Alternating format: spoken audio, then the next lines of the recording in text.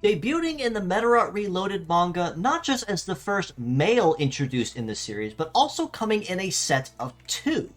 It is IDL05, Brave Man, with a kit of Guard Heater, Thunder, Flame, Wheeled Legs, and the leg ability of Rumbling, which grants the Fight Boost effect to self when charging Metaforce.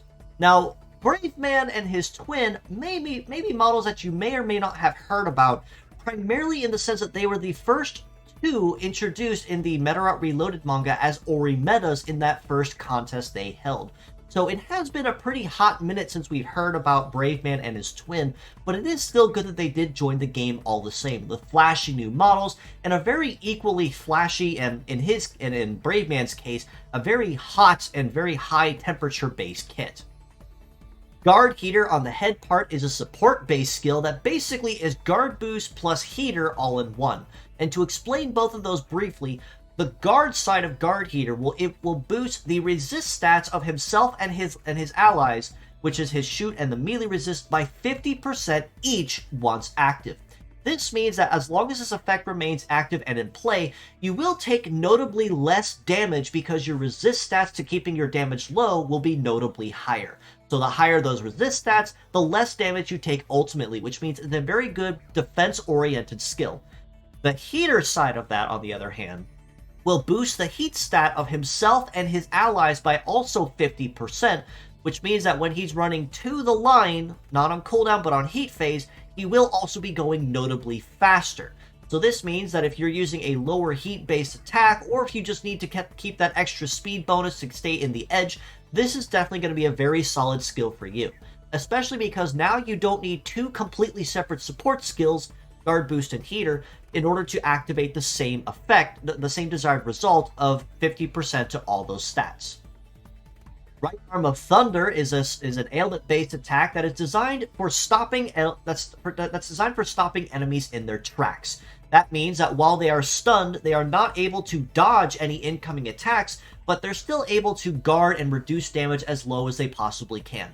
However, it is also worth noting that while stunned, or once upon being attacked, it will knock them out of that state, so it is usually better just to keep them stopped there, or in Brave Man's case, as a showstopper, pun intended, to kind of buy yourself a couple extra seconds of time, or wait for someone to come behind Brave Man to finish the job and kind of break something if he can't do it alone. His left arm of flame is probably going to be the most aggressive part on him, as what it does is it applies a DOT effect to the target and himself. So yes, you did hear that correctly. Brave Man will set himself and the opponent on fire when it comes to the heat of the moment that he will bring to the field as a stage. However, while he does have this DOT effect on himself, it does mean that he gets a damage plus of 1.5 times 1.5 as long as he keeps it on himself every time he uses Flame. So that base number there, almost 1200 for his base power, very solid off to the start, especially because it's a non-heavy part, but that only goes up even higher as long as he can keep that effect on himself the whole time. Naturally with that though, that does mean you want to try to keep anyone from using Stat Cleanse off the team, because he's not really going to appreciate having that effect removed from him constantly if that's what his damage is reliant on.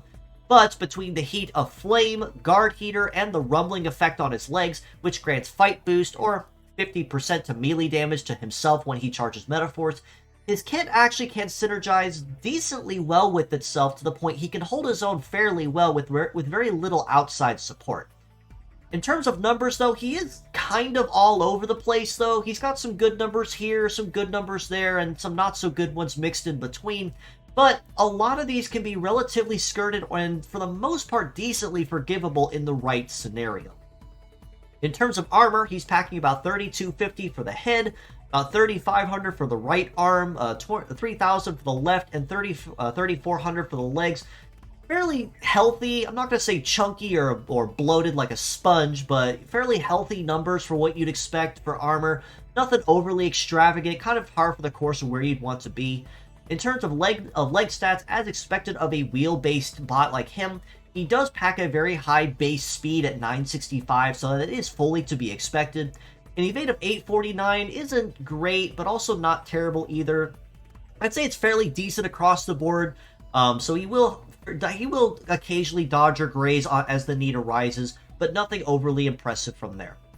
A melee resist of 10-12 is pretty fair as well, as it means he can fairly decently hold his own up close and personal, but as an idle type and not really a fighter, I really wouldn't expect too much from him in terms of keeping damage on the low. But with a shoot resist of 534 is going to be probably one of his biggest glaring weaknesses, as this means that his already decent melee resist means he can hold his own fairly well as long as he doesn't take too many hits. But with a very poor shoot resist like that, it does mean it's not going to take a lot to gun this idle type down and pretty much stop his show right there before he has a chance to really start turning up the heat.